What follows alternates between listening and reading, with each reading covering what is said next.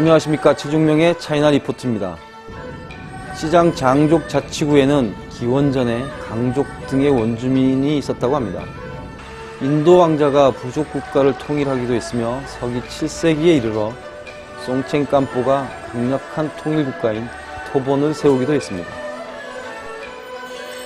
당나라, 송나라와 대등한 우호관계를 유지하면서 스촨과 칭하이를 아우르는 방대한 영토를 경영했습니다. 13세기에 이르러서는 몽골족 원나라에 의해 복속됩니다. 이를 근거로 중국 사람들은 13세기 이래 중국 땅이라고 주장합니다. 티벳 고원을 무대로 살아온 티벳 민족은 청나라 강희제 시대에 이르러 장족이라 일컫게 됩니다. 티벳 민족은 지속적으로 독립국가를 지향했지만 1950년 10월 중국 정부군이 티베트를 침공했습니다. 1951년 5월에는 17개 조항에 이르는 협정이 강제적으로 체결되면서 중국의 소수민족 자치구로 전락합니다. 중국의 변강 정책 중 하나인 서남공정은 시장 장족 자치구 윈난성 광시 장족 자치구에 있는 소수민족의 이탈을 방지하고 영토를 확장하기 위해 역사와 문화를 한족 중심으로 평가하고 왜곡하는 것을 목적으로 합니다.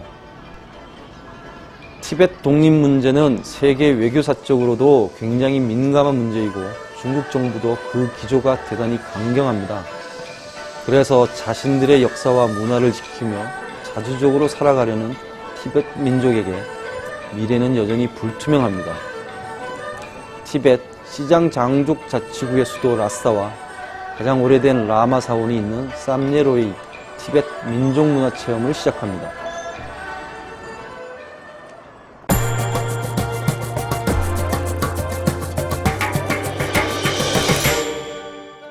티베트에 들어가려면 외국인은 중국 정부로부터 허가서를 받아야 합니다. 티베트의 독립을 지지하는 외국인들이 자주 시위를 하기 때문입니다. 여행 목적 이외에는 허가하지 않습니다. 그리고 여행사를 통해서만 허가를 받아야 합니다. 스촨 청두공항을 출발한 비행기가 서서히 서쪽으로 날아가고 있습니다. 하늘에서 내려다본 티베트의 산천은 아름답습니다. 구름 아래로 산맥을 끼고 흐르는 강을 따라 비행기는 점점 라싸로 향합니다.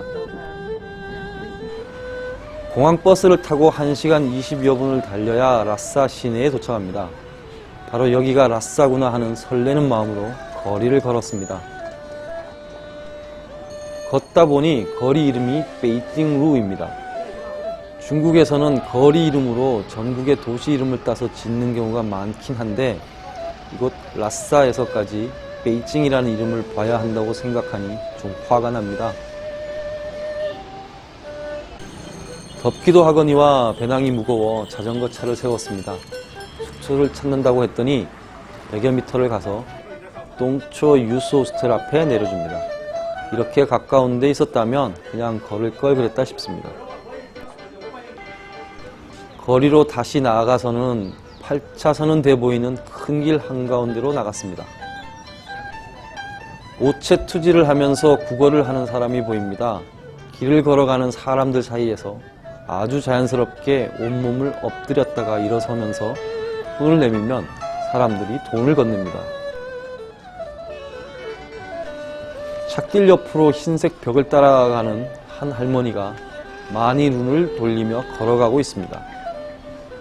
티벳 사람들이 늘 손에 들고 다니는 건데 라마 불교 경전이 동그란 통 속에 들어가 있는 것입니다. 그래서 중국어로는 쭌징통이라고 부르기도 합니다. 멀리 포탈라궁이 보입니다. 파란 하늘을 뒤로하고 산 능선을 따라 건축된 거대한 궁전이 볼수록 신기합니다.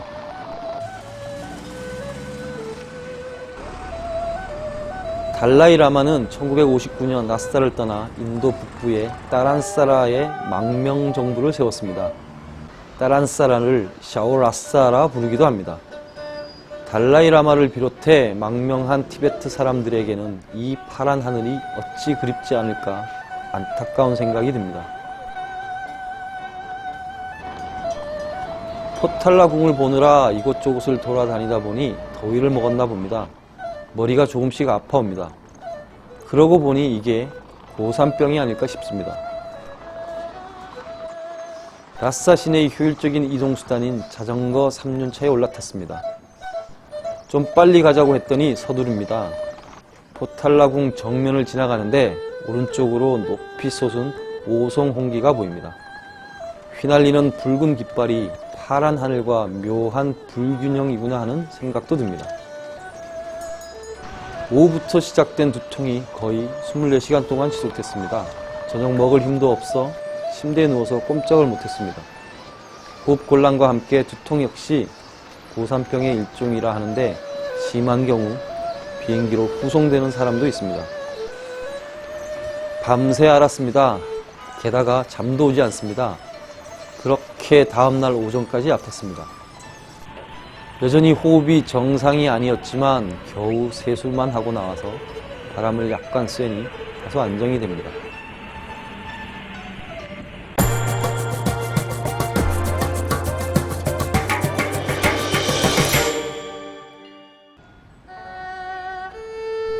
세계문화유산인 포탈라궁은 라싸 시내 어느 곳에도 잘 보입니다. 입장 허가를 받으면 그 다음날 궁에 들어가서 관람을 할 수 있습니다. 하루에 들어가는 사람 수를 제한하고 있기 때문입니다. 고산병이 채 다 가시지 않은 상태에서 겨우 힘을 내 포탈라궁으로 다시 갔습니다. 정문으로 가서 내일 입장권을 사러 왔다고 하니 서쪽에 있는 후문에서 예매한다고 합니다. 헌데 오늘 발매할 입장권은 이미 매진됐으니 내일 다시 오라고 합니다. 사진과 영상을 찍는데 돈을 내야 한다는 이야기도 있고 해서 굳이 궁안을 봐야 하나 하는 생각이 듭니다. 포탈라궁은 거의 해발 3,700m에 위치합니다. 세계문화유산으로 등재되어 있으며 세계에서 가장 높은 지대에 세워진 고대 궁전입니다. 주 건물의 높이가 110m에 이르며 길이도 동서로 360m, 남북으로는 200m에 이릅니다. 서기 641년 토본왕 송첸 깜뽀가 라싸로 수도를 옮기고 당나라 문송공주와 결혼한 후 공주를 위해 처음 세웠다고 합니다.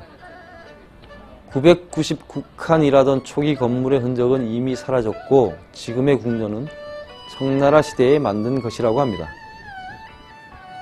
송첸 깜뽀의 정교합일 정권의 중심이던 포탈라궁은 청나라 시대를 거치며 그 원형이 변형됐습니다. 신중국이 성립된 후 1985년에 고대 문물 보호를 위해 사상 최대 규모의 투자라 일컫는 대규모 공사를 거쳤습니다.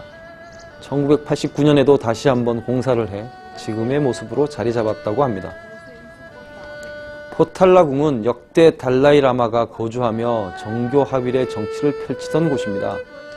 신중국이 티베트를 장악한 후 1961년에 전국 중점 문물로 지정된 상태입니다. 세계인들이 한 번쯤은 꼭 와보고 싶은 관광지가 된 것입니다. 다음날 우연히 만난 한국 여학생이 뒷문으로 들어가면 포탈라궁을 가까이에서 볼 수 있다고 합니다. 시안에서 만났던 학생과도 우연히 길거리에서 만나게 됐는데 먼저 라싸에 와 있던 사람들이 모두 모여 7명으로 일행이 늘었습니다. 예매 장소인 포탈라궁 후문은 관람을 마친 사람들이 내려오는 곳입니다. 따라서 올라가는 것을 막고 있었는데 내려오는 사람들 틈에 끼어 살짝 올라갔습니다. 다소 가파른 길을 따라 올라가면 포탈라궁의 뒷모습이 나타납니다. 입장권 검사를 하는 곳이 있어서 더 이상은 들어갈 수 없습니다. 안타까운 마음이 들었지만 어쩔 수 없는 노릇입니다. 궁전의 뒷모습과 함께 마을 전체를 다 볼 수 있는 전망에 만족해야 했습니다. 다시 길을 내려와 매표소를 지났습니다. 그리고 끝도 없이 많이 룬이 걸려있는 곳을 지나면서 슬쩍 만져보기도 했습니다. 오체투지를 하며 걸어오고 있는 사람들이 있습니다. 아무리 생활 그 자체라고는 하지만 관광지 후문에 나타난다는 것은 관광객들에게 돈을 바라는 것이 더 큰 이유인 듯 합니다. 아니나 다를까 사람들이 돈을 건네줍니다. 워낙에 옷채 투지를 하는 사람들 뿐 아니라 라마 승복을 입은 승려들도 돈을 요구하는 경우가 많아서 마음씨 약한 사람들은 아예 오마오 지폐를 많이 들고 다니기도 합니다.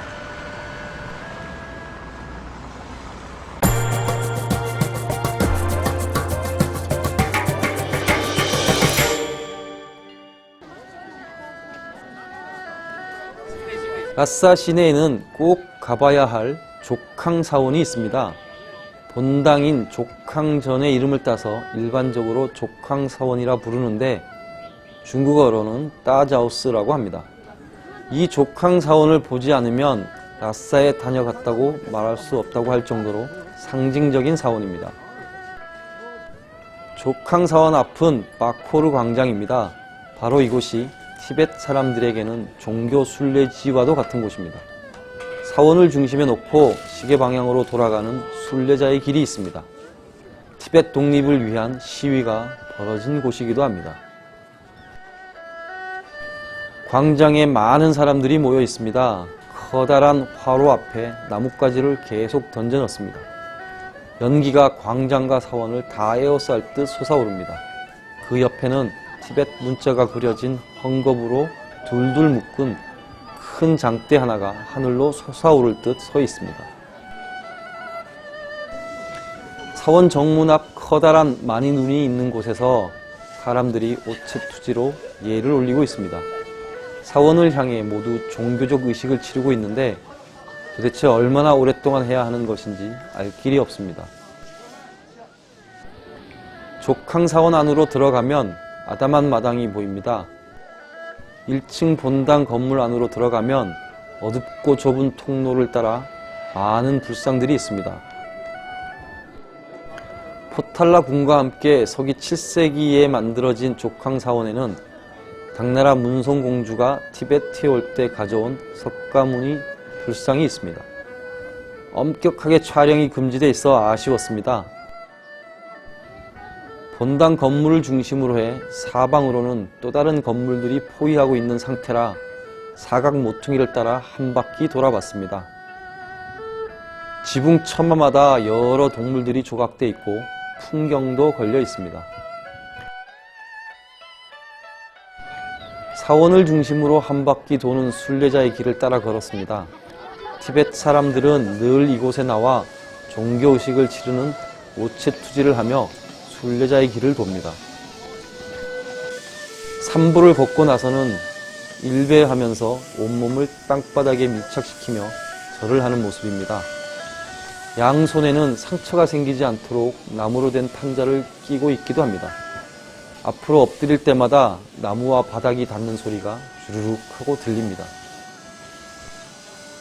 순례자의 길을 따라서는 여행객들이 많습니다. 관광 상품을 파는 가게들도 많습니다. 골동품, 민속 공예품, 미술품, 책자 등 각양각색의 상품들을 팝니다. 정말 이상한 것은 물을 파는 가게가 많지 않다는 것입니다. 목이 말라 물 한 병 사느라 꽤 헤맸습니다.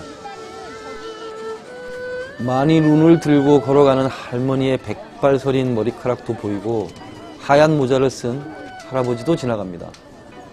자꾸 보면 볼수록 빙글빙글 돌아가는 마니눈의 경전 속으로 빨려들 것 같습니다.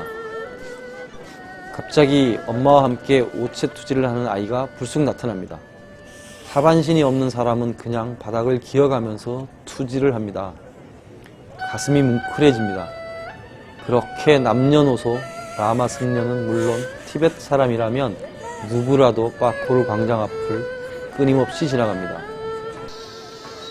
사원 1층 벽 안쪽으로는 수많은 촛불들이 활활 타고 있습니다.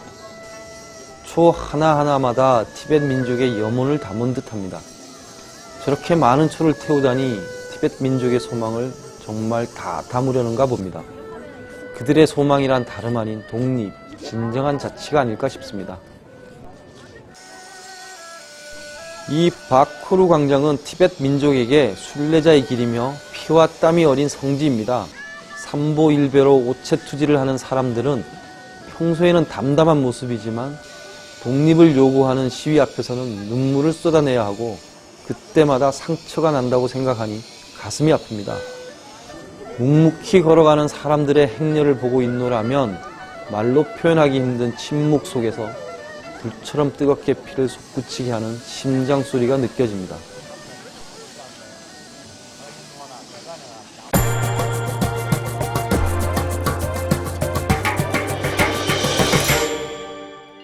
라싸에 머무르는 동안 티베트 천사들과 행복한 만남을 가졌습니다.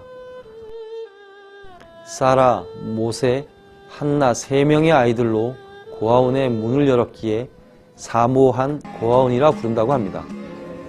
10명의 아이들이 중국어와 티베트어, 가끔 우리말을 섞어가면서 기독교 예배를 보고 있습니다. 티베트 불교의 나라에서 기독교 선교를 한다는 것도 특별해 보였지만 이렇게 고아원을 운영한다는 것도 놀랄 일입니다. 예배가 끝나자 아이들은 참하게 한국식 절을 하고 곰 3마리를 부르며 신나게 춤을 춥니다. 아이들에게 스트레스를 풀게 해주려고 한다는 것입니다. 귀여운 아이들의 재롱잔치를 보고 있으니 덩달아 흥겹습니다. 아이들은 고아원 원장 선생님을 빠바라고 부릅니다. 중국어로 아버지를 그렇게 부릅니다. 빠바는 기타를 쳐주기도 하고 카세트를 틀어 아이들이랑 즐겁게 놀아줍니다. 세상의 모든 아이들이 풀어내는 몸짓은 다 귀여운가 봅니다. 특히 나오미라는 아이는 예쁘장한 얼굴과 날씬한 몸매를 뽐내며 세련된 춤 솜씨를 보여줍니다. 가장 나이 어린 에스더는 천진난만한 미소로 사람들을 매료시킵니다. 티베트 천사들의 합창, 천사들의 날갯짓을 보면서 하나씩 그들의 이름을 기억하기 시작했습니다. 그리고 진정 이 집 잃은 천사들을 위해 온몸을 다 바쳐 살아가는 사람을 그 어떤 종교적 이유로 비난하거나 탄압할 수 있을까 하는 생각을 했습니다. 그 누가 뭐라 하더라도 종교와 민족, 국가와 독립, 사랑과 갈등을 논하기 전에 티베트 사모한 고아원에 있는 아이들의 초롱초롱한 눈망울들을 지켜봐야 한다는 생각을 합니다.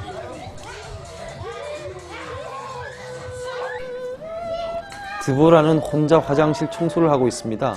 누가 시키지도 않았는데 이렇게 늘 깨끗하게 치우는 일을 즐겨합니다. 그 사이 에스더가 또 따라와서 맑게 웃습니다. 아이들과 함께 뒹굴며 놀았습니다. 우리 아이들처럼 예쁜 인형을 가지고 놀기를 좋아합니다. 엄마 놀이도 합니다.